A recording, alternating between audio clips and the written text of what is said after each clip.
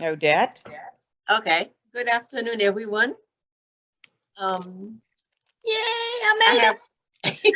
have I want to start first by thanking everybody. I know this is Saturday, and for give us the opportunity to tell you a little about our work and what is the foundation is doing in Haiti. Before I start, I will tell a little bit about my background. How do I get involved, and how this is all started. Like I said, my name is Odette. I'm a registered nurse. I relocated here from Haiti. I was born and raised there until I was 16. Relocating to New York, where I graduated high school and also graduated from Long Island University, where I became a registered nurse. I work in several hospitals in New York, and in 1996, married with two grown children, my husband and I relocated to Florida. Coming to Florida was a good move for us as a family, and also doing a lot of it's in Florida that I started a lot of medical work. I start out by doing a lot of volunteering work at the hospital, in our community here in Orlando, in whether it was his health fair, um, teaching free CPR. I'm also an instructor for American Heart Association, um, distributing food to the elderly during the holidays. So I got involved in a lot of volunteering work here in Central Florida. We started doing a medical mission to Haiti a few years before the earthquake.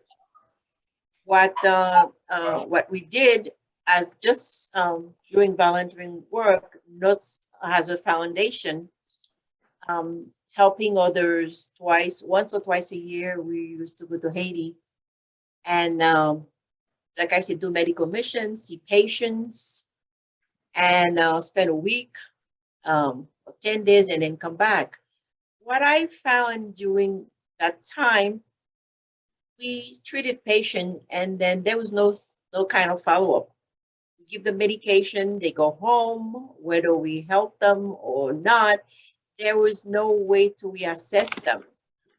Even though sometimes we would refer them to local hospital, but the amount of the percentage that would really follow up was very minimal. So we decided to do more by trying to do a foundation. So in 2010, Haiti Health and Rehabilitation was established as a 501c3 here in Florida. We've been doing a lot of medical mission. We go to different part of the country where we treat patients. The last mission we did just prior to the COVID-19, we saw 750 patients in 5 days. The goal when we became a foundation was to eventually build a medical clinic in Haiti. But like I said, there's sometimes we have our plan, but God sometimes has a better plan for us. So I visited an orphanage during one of my mission in Haiti. There's a gentleman who's also a registered nurse called and says he had visited this orphanage in Haiti, and he says to me, you have to help me. So I said to him, our mission, not that we want to help, but I just didn't see how we could get involved in orphanage because we were doing medical mission. We did not have a home in Haiti. It was almost like impossible to take on this task because this is not what we do. And, I don't have a home. I don't live in Haiti. So anyway, after I spoke with him, I went back to Haiti and actually visited these children. When I saw these kids, the condition they were living, I just could not turn away. I had no idea how to help them find a home to put them, and it just happened. We while the kids were still there, we went and provide them with food. We were shipping food, clothes. I think that time it was close to the holidays, where we send them toys, and then we found a home to finally relocate them. During the process of getting them relocated, uh, when we went back to the home, the whoever was supposedly taking care of these kids said some of them he turned them away. He turned them over to their relative, and some of them went away. So it was a very sad thing for us after we kind of got a home. We bought furnitures, we hired people, but we found a local church um, that receive a lot of kids, often 90% of them, and these are the children that we have today in our orphanage. We start out with, I think it was 11 children, and when these children came to us, they were so sick: malnutrition, infection, diarrhea, vomiting. I mean, for 2 weeks, it's like I was running an ICU, pediatric ICU at the house. We had to treat them, and we didn't know who had what vaccine. We had to, with the help of some friends, we have Dr. Eto, Lady Saiteo in Haiti, who was able to help her with getting some medication from where she works. She worked for CDC in Haiti. And some of our board members, Gladys, who's also a nurse. My husband is also a nurse. Paul, part of our, who's a member of our foundation. So we all kind of put together and get these kids, I should say, where they are today. Odette, Uh-huh. point out the condition of the floor and then the benches they were sleeping on. That's the house. Look at the walls of this house they were supposedly living in all together. Okay, yes. So I'm not seeing the picture, but when we got to the orphanage that my friend had called and said to help him with, these kids were sleeping on the floor. I mean, I'm talking about floor, no sheets, no nothing. The condition, they were dirty, no clothes, their hair. I mean, it was incredible. We immediately fed them, but there was more than just feeding these children, because they need to be bathed, they need clothes and the environment. So we did provide them with some toiletries, new clothes, if you see the pictures, food, and while we're waiting to relocate them. So we come a long way. So going back to their condition on arrival, we had to not only treat them, but now we had to treat the staff, because these kids were passing life worms. So we were afraid that there could be what we call in nursing cross contamination. So by the grace of God, today I can say, as I speak today, that they are healthy. We have to thank a lot of people. We receive a lot of support from not only people here, also from people from Haiti. We also have to thank the club. I forgot to say, joined the club 3 years ago. And the reason for becoming a member, I like your mission to see that the world become a better place, for everyone. So right now, the children where we are right now, these kids are all in school. When we start out, I think the youngest were like a year old.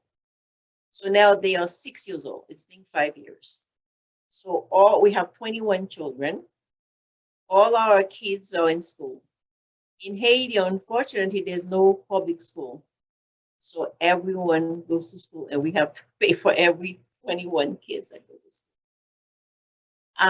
They have 24-hour supervision. They receive spiritual instruction, recreational activities. We provide them with 3 meals and plus 2 snacks when they homeschool. So it's not a lot of people visit us. They say this is not an orphanage, this is a home. We provide for this kid just like I would do for my own children, because I didn't want to fill up a house with children, even though every week I'm receiving calls to say, Miss, could you please take this kid? His mother died, the mother died. And so we want to do more, but we also have to be careful as far as what we can afford. We wanted to provide for these kids nutrition, healthcare, education, not so much fill up home with kids that we cannot give them what we feel they deserve. Our board members are very supportive. We have Carl Vincent, Gladys Denise, Rudy Little, um, Max, who's a supervisor down in Haiti, and we have Joel. We have our good friend Ghislaine Rosemont, who's a supporter, Michelle Sidney, of course, the Rotary Club, Dr. O. So it's a community affair. When we go to Haiti, I don't want to take all the credits because, like I said, it's a community thing. When I'm not in Haiti or when I go, we have friends like who help us just decorate a Christmas tree. My friend Mona will help us with decoration. Melissa would come and do recreational activities with the kids. My friend Nicole help us with the books, the supplies. Um, so everyone helps out the foundation. Otherwise we could not be where we are today. We are supposed to be relocating. We have another house not too far from where we are, and we're hoping in the next few months we'll be moving to this new home. When we do relocate to that house, this house is twice as big as where we are. It's getting a little crowded where we are. The kids are really, we want to be able to separate the boys and the girls. This house is going to be 2 stories. And also because they are getting older right now, the ages ranges from 6 to 13. So we're hoping we'll be able to accommodate more kids. As we receive the calls, we'll still be limited on how many kids we can take because we don't want 100 kids. But we'll be able to help more children in that community. The needs is there. And every day I said, in the beginning, I was scared, I have to admit it. I said, God, this challenge, would I be able to do this? But somehow, with the support of a lot of people, I can say thank you. And I feel very happy today that God really entrusts these children, under our care, because we can see a difference in their life. When we start out, when these kids came to us, they didn't know how to read, they didn't know how to write. Educationally, I had no idea who's where. So we had to hire a teacher because no schools would accept them to come into the house 6 days a week to work with these children. God bless her today because I don't even know how she did it. And 6 months later, when school opened, the school year opened, these kids were able to go to school. Even though some of them are still behind because of the age, but they're doing wonderful in school. Um, the only problem is, I would go to problem. The challenge is the school says that in order for these kids to maintain their grades, they would need help when they get home with their homework and their schoolwork. So what we have right now, we have 2 teachers that we had to hire. So when they come home from school, these 2 teachers work with them, make sure they do their homework, because I'm not on site and neither are some of the members. So with that, they're doing wonderful. I'm very satisfied with the way they are progressing. We hope we can see not only anybody who goes to Haiti and they'll say, I don't believe it. People who were there with us from day one to today. So we see progress in these kids as far as the health concern, their education. I mean, it's like it's at a different world. So we thank everyone. Like I said, I could not have done it without the support of my family, my friend, the Rotary Club, Dr. O, and everyone involved. Friends, it's being a community effort. Okay, so our people say, what is the long-term goal? I believe in taking one day at a time. And right now, we can see it's like I said, the tremendous change in these kids' life. And we hoping someday they become leaders in their own community or self-sufficient, because some of them, the oldest, like the one I was there Christmas, I spent Christmas and New Year's, they're already telling me I would like to bring me a set of doctors or kits. So I send one. I would like to be a doctor. I would like to own my own restaurant. This one says I would like to have to plant so much land of uh, fruits and vegetables. So now they already start creating, talking about their future because they know uh, uh, there's a better world out there, and they should take the opportunity that they receive today so they can, live in a better world or create a better world for themselves. I we all volunteers. I forgot to say, beside this, we still do medical missions. Because of COVID, last year we were supposed to do a medical mission. We had to put everything on hold. We have to take a lot of doctors from Florida Hospital or MC and nurses here in the States who give their time, their vacation where they could spend it with their family, to join us on those mission to save life. Sometimes we have pediatrician, ophthalmologist, dentist, and they all give their time to help in a foreign country that most of them have never even been. So we have a lot of people to thank for, and it's amazing what we can do as a human and also as an organization. So we want to thank everyone involved, our board members, uh, for supporting us. I have to mention the name: Carl, Gladys, Max, Joel, uh, our supporters, Regine, Ghislaine, Justine in Pennsylvania, and also the Rotary Club. I'm very happy that I became a member. Even though sometimes I don't come to the meetings, but I read every single email that I receive because I do work. So sometimes it's difficult to be away from work, but I do read everything, and I'm very happy what the club is doing. And right now, like I said, we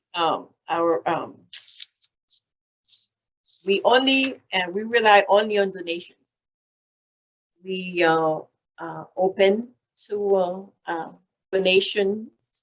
We're looking to see if we can get a global or a district grant so we can really do the thing that we would like to do with these children. Like coming this summer, because of the condition of the country, I'm sure a lot of you know in the news, it's not the best place to be right now. So we managed to, like in the summer, to create a program for them, indoors because it's very difficult for traveling. It's not that safe. So we planning on having a summer program for them again. Last year, what we did, we had a summer program where we hired someone that came in. Everyone is now eager to speak English. Everybody know English is a universal language. So we had an English class. We did art and craft. Dr. O donate a sewing machine where we teaching them how to sew, and they make jewelries. We had the music. So we had each day we had a schedule. So we're hoping this year to do the same because they are so eager. Everybody wants to know, we're going to have an English teacher this year. Are we going to learn English? So we're trying to put a program together this year where we can do English, teach them computer. Because then, unfortunately, the school curriculum does not provide that. So, we can do a class, teach them how to email or whatever. So we're planning on doing that for the summer. Every year Haiti have like a fair, and we wanted to let them make some jewelries this year, part of their summer program, and go to the fair and sell them, not only to teach them how to be entrepreneur and also expose them to show them what they can do, um, with the talent. So that's what we have planned for the summer. So if you guys have any questions, I'm open. If I left out anything,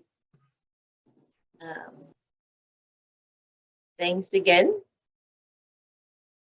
Any questions? Oh, Can you explain the burn victim that they saw? Oh, I'm so sorry. One of the kid. Oh, sorry. Thank you, Dr. O. She was crawling, and in where she lived, they cook outside, so they don't have the luxury of a kitchen, a stove. And this little girl was crawling, and she pulled a pot of hot water. She sustained third-degree burn. The left side, her arm, her trunk, her back. I'm sure every one of us has burned a little bit of a tip of a finger from the steam of something. You could imagine what it feels like to burn. This kid was in so much pain to the point, you reach that threshold, you're in so much pain that you cannot, you don't feel anything. With God help, we also found two physicians here. They are plastic surgeon from United States who travel to Haiti to do reconstruction. That's what you see under her arm. You see the sutures. They were done by two physicians here in the state of Florida who went to Haiti and did this. Today, you could see her picture with this white and pink dress. She is so good. The scars are there, but compared to the way it was, she's very happy. She's doing very good in school. So and the sad part of it, the lady you see that was holding her while the nurse was changing her arm, her bandages, that was her mom.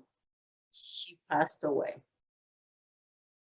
So this one trauma from the burn, the death of her mom, and to an orphanage.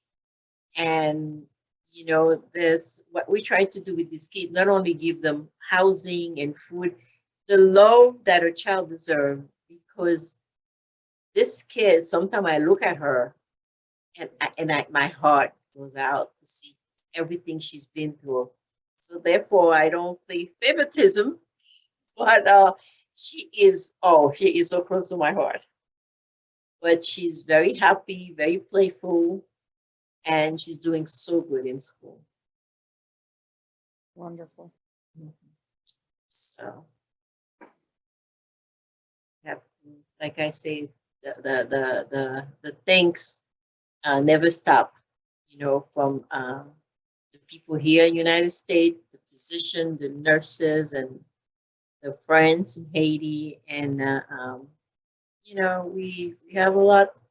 And I said that sometimes the little thing people do, like Dr. Melissa Itior, sometimes when I was here the other day, she just came and spent an afternoon with these kids. Just play with them. We did that day. We did pizza party. She played music. She played games with them, and that night they were like, "Oh, we had such a wonderful afternoon." So sometimes it doesn't take a lot to make your child happy, especially when you're not used to having. So these kids, that also appreciate everything we do for them. I hear all the stories at night. Sometimes I'm falling asleep, how the days was, as everything was good. I have my good friend Nicole also, who's always there when I go to Haiti helping us. We have Mona, who's like, I call her the decorator. We have Majo also, who comes in and dance with them. So it's a community. And I think the staff also are wonderful. These ladies, I didn't find them. I think God sent them to me. I don't know about tomorrow, but they really take good care of these kids. And it's, I don't know what to say, the words, as far as thanking them. We have a staff of 6 people. The administrator Max goes home, but the others live in with these children.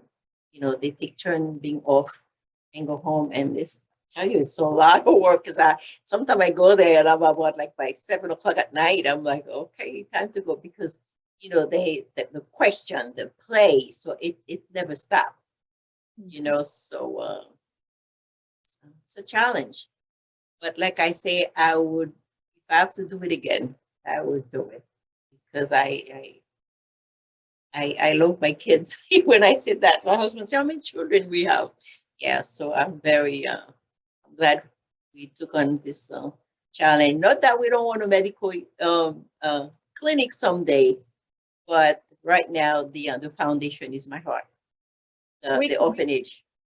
We complain and we bellyache about our 2-year semi-shutdown where we were isolated for 6 months, and we complain about having to wear masks. But these children had gone out and gone to school for just a couple of months. For the first time ever, they went to school, and then the riots started and the burning of the tires in the streets in front of their house. And they got locked down behind those gates for months. Prior to the COVID. And they had already been locked down in there prior to that with no education. And so for us to complain about our education system, and they had none, they get out there and they get a taste of it.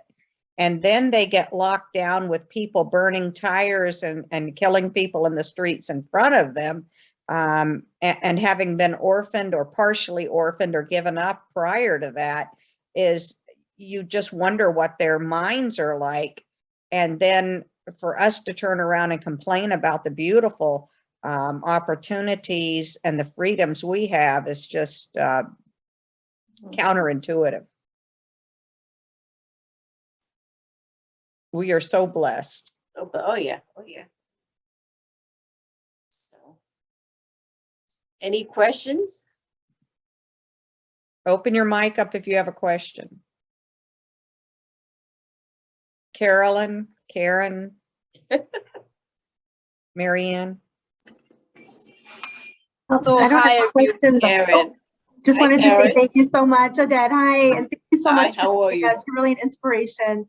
And Oh, I have to thank humbly, you. indeed, Yes. as Dr. O says, to consider, you know, all the privileges that we take for granted. It's amazing what you're doing for these kids. Thank you so much. I thank you. Yeah. Yes, hi everyone. So my name is Melissa Edhart, and I would like to thank Ms. Little for acknowledging me for playing with the kids, and also for letting her know that she is an inspiration.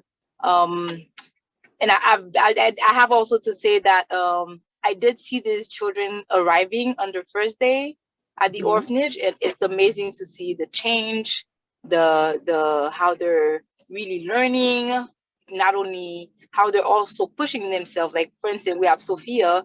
She is really inclined to, and she wants to learn English, and she knows that I speak English, and then she has been asking me words in English, although she doesn't have the book, or maybe she can watch cartoons on television in English, but you know, they're not limiting themselves, and this is just amazing.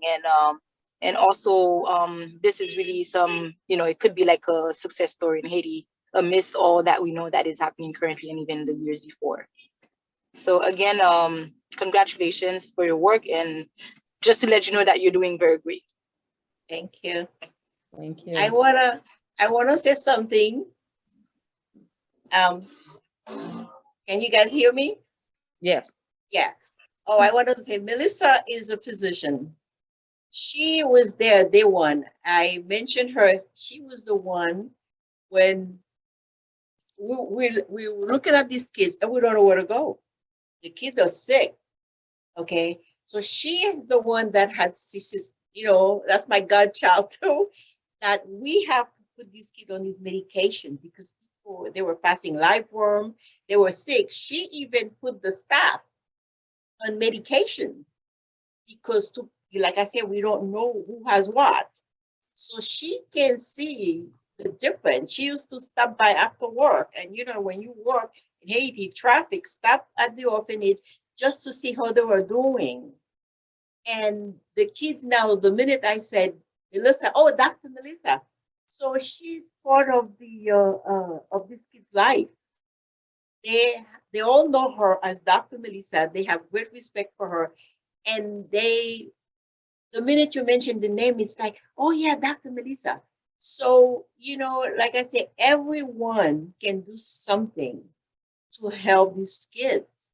Whether, like I said the other day when I was in Haiti, I mentioned she came in and spent an afternoon with them. And that's what I heard that night. And I'm like, okay. You know, so these kids appreciate everything. You know, like I said, other friends come in. Mona came in and did the Christmas tree. Oh, is Madam Mona coming this year? My friend Nicole. Oh, Madam Alvarez, Madam Nicole, is she's doing this? So they're paying attention. Who's doing what? You know, it's every little thing. I noticed they're picking up and telling me over the phone, or you know, so everything. When I said to them, I said, you know, this sewing machine was given by one of the ladies in Florida. Her name is Dr. So we're gonna, so this one. So I want them to know where things will come from and appreciate what others are doing. So we are, like I said, a community, meaning everyone who's even listening to us today is part of the community because you're giving your time just to hear what we're doing. To me, it's you know, it's a blessing. It's a contribution because these kids, like I say, we need everyone because me or my husband and the board members, we cannot do it by herself. It's everyone. So right now we're looking to relocate next few months, and we are asking everyone for their support. And you can also visit our website at any time. It's on www.haitihelpandweare.com. We have more updated pictures to add, but you can have an idea of what we are doing in Haiti. And we'll have this video as long as, you know, Lord willing and the creek don't rise, that the video works and we're able to, sometimes once in a while they don't save down and work, but we put them up on our website for the Rotary eClub of Florida. And then we share it on the social medias so that you can see and share it with other people. But we want to help, but we also want other people to help too and find out about it. But to do a global grant, we have to fund it, but we also have to have someone in country to help it also. So we have to find someone in that country to do it. She is existent in this country as a 501c3. So we could do a local grant too, because her rehab and her orphanage is founded here as a 501c3. And also she has her, if you're interested, if you have someone on Medicaid, like I just referred somebody over this week who is in dear need of nursing, she has a nursing company here that goes out and takes care of Medicaid patients. And she'll actually go out and do nursing herself because they're short on nurses. She goes out and nurses people daily. Thank you. More questions? More questions? Melissa? And Missy? Yeah. Who else had a question?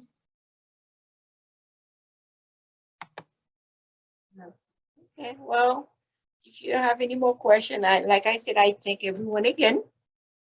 And we will keep you up to date once we relocate. Give you an update of what are we doing, the progress of the children, of course, and hopefully our next some information about her next medical mission in Haiti. So I do thank everyone, and God bless. Well, do remember that the islands don't produce products, except rum. They have to import everything. So things like sheets and, having to produce their products, to produce the things that are needed to take care of an entire home. All the things they need, like the 2 sewing machines. I sent 1 sewing machine to begin with, a small one, and then the larger one this last time. All the school supplies, the books, and then their major language is French that they teach in the school. And one thing, there was this one little child that she didn't even know how she found out about it. She wanted to, what was it, a French horn or something she wanted to learn? They want to learn instruments. So instruments, and she had never even figured out how in the world that she had never figured out how the child had ever even heard this instrument. And we tried to find her some instruments to send over there, and so I put it out on social media, and I don't know if anybody responded with any, but just a simple instrument. It doesn't have to be an expensive one. They won't even know if it's in tune, but at least an instrument that they can learn on. So she played it on her phone for them to let them learn about the jazz instruments. So they're easy to ship. They don't take up much room. They can go in a suitcase, but she packs up barrels and ships them over there when she goes. Just shipping them normally, they would get confiscated or whatever, or disappear at the ports. But if they go with her on a shipment when she goes, they'll make it. More information on that, Odette? Well, we have a company here in Orlando, which we have been using for the past 2 years. So we have been very successful. So what we do every 3 months, because food is really super expensive in Haiti. Mm-hmm. So every 3 months, we try to send the non-perishable items to Haiti. Whether we purchase them from Restaurant Depot or we get donation. And then in Haiti, we just purchase the perishable, like meat, dairy, so forth. So we find out even the shipping can be a little expensive, but it's still, we spend less by sending food. So every 3 months, we try to send my husband, the poor thing, he'll be packing everything. Each time we have to transport them, send them to Haiti. So depend on the season and also depend on what's going on in the country. So usually 2 to 3 weeks, the bowels, can be delivered, and they deliver it to the home. So it's a plus. And if anybody has a connection with an airline or a liner, a ship liner or anything like that, I know that if they know it's going to an orphanage or some other connection like that, occasionally a Rotarian will have a connection with a group and will find a Rotarian on the other end to hand deliver it. It'll make it. So a Rotarian on this end with a connection to a shipping company or an airline, and then a Rotarian on the other end to pick it up to make sure it makes it. But places like Puerto Rico and Haiti and Cuba, often they don't make it on the other end to where they're going unless you have a Rotarian to pick it up or a relative on the other end that will make sure it gets there. And Odette does have her brother on the other end that makes sure it gets there. Yes. Thank you so much, Odette. Oh, I thank Appreciate you, it. ladies. Thank you. And like I said, you can reach out to me. You have my number, and then it was a pleasure. Okay, and I'm going to try and get this to go to the next screen. Why isn't it going to the next screen? There it goes.